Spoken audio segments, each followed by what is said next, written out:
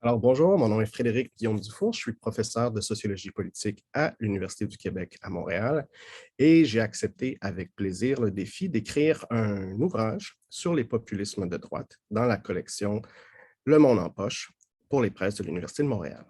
Depuis les années 2016, on voit vraiment une explosion de la référence au terme populisme, autant dans les médias écrits que dans les publications savantes. La notion de populisme est mobilisée par plusieurs acteurs, autant politiques que universitaires. Et j'ai donc décidé d'écrire ce petit ouvrage d'introduction au débat académique actuel sur le populisme de droite. Okay? Donc, l'ouvrage prétend pas parler de tous les populismes. Il y a des populismes de gauche, il y a des populismes cognitifs, etc. Et dans l'ouvrage, je fais très attention de distinguer droite radicale, populisme de droite, et parfois certaines tendances que l'on peut associer au populisme en général.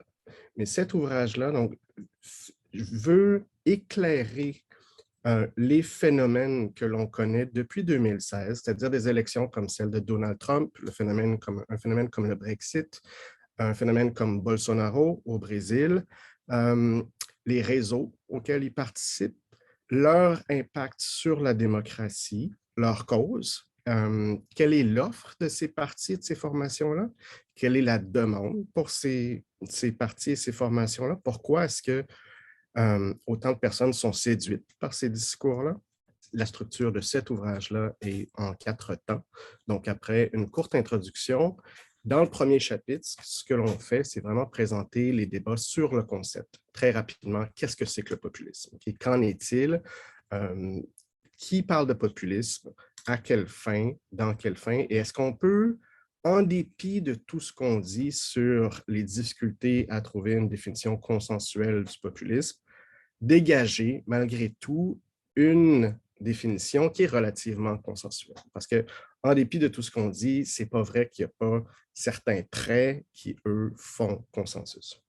Donc, dans le deuxième chapitre, ce que l'on fait, c'est regarder vraiment les facteurs qui ont influencé l'offre des populistes. Okay? Donc, c'est quoi les thèmes que les populistes mobilisent? Pourquoi est-ce qu'ils ont une efficacité sociale? Et c'est quoi les stratégies que les autres formations politiques ont tenté d'utiliser pour contrer ces populismes-là? Okay? Donc, le thème de l'immigration, par exemple, est-ce que les formations adverses doivent chercher à ne pas parler de l'immigration ou doivent chercher à en parler, okay, et autrement. Et ce qu'on constate dans la littérature, c'est qu'il n'y a aucune recette secrète. Okay? C'est très difficile de répondre à ces formations-là, à leur offre. Et ce qu'on constate même, c'est que à plusieurs égards, c'est surprenant que ces partis-là n'aient pas des scores encore plus élevés que ce qu'ils ont. Parce que sur les enjeux qu'ils mobilisent, souvent, ils ont un appui très fort dans la population, ce qui fait qu'ils n'ont pas des scores toujours aussi forts arrivés aux urnes, c'est que ces enjeux-là ne sont pas toujours considérés comme les plus importants pour les électeurs. Okay?